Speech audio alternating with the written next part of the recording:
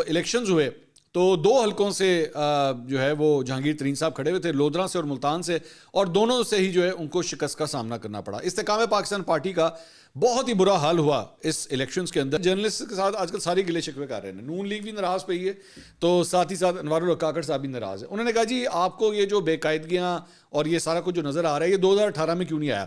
یہ اتنا ایک لیم قسم کا آرگیومنٹ ہے جو مختلف، میں جانتا ہوں جو آج کل جن کے ٹلٹ جو ہیں وہ نون لیگ کی طرف ہیں، وہ بار بار یہ دے رہے ہیں۔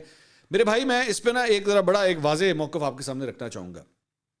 سوال یہ نہیں ہے کہ جناب اس وقت کس کو فائدہ ہو رہا تھا اور کس کو نقصان ہو رہا تھا، اور اب کس کو فائدہ ہو رہا تھا کس کو نقصان ہو رہا ہے۔ ایک صحافی کا کام ہے کہ ایک جرم یا ایک بے قاعدگی یا ایک ناانصافی جتنی دفعہ ہو اتنی دفعہ بولیں آپ، ارریسپیکٹو کہ اس سے فائدہ کس کا یا نقصان کس کا ہے۔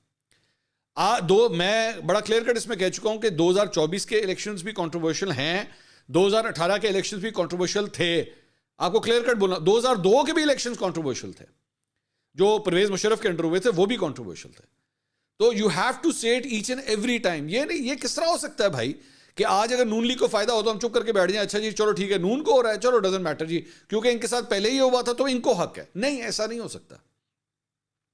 یہ نہیں ہو سکتا کہ آپ یہ کہیں جی چونکہ آپ کے ساتھ 2018 میں یہ سب کچھ ہوا تھا، آپ کے بندے توڑے جاتے تھے، جہاز بھر بھر کے ترین صاحب جو ہیں وہ بنی گالا پہنچا رہے تھے، تو چلو ہم تانوں ساری چیزاں دی خیر ہے گی، ہم تسی جو مرضی کر دے رہو۔ نہیں، دس از ناٹ ڈن۔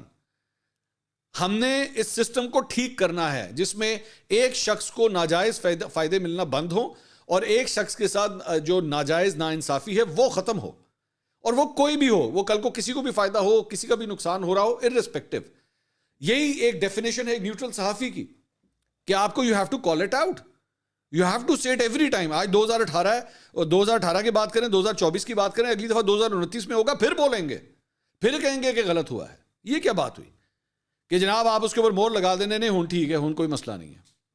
میں پچھلے 2 دن سے دیکھ رہا ہوں کہ مہر بخاری صاحبہ کے حوالے سے ایک انتہائی گھٹیا واہیات قسم کے جو ہے وہ ٹرینڈز، ٹویٹس اور ایک پوری جو ہے نا ایک آرگنائز کیمپین ان کے خلاف چلائی جا رہی ہے۔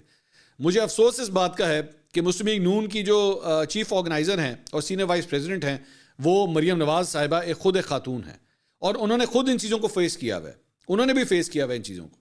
تو ایک خاتون صحافی کے حوالے سے اس قسم کی گھٹیا کیمپین کو ان کو خود روکنا چاہیے۔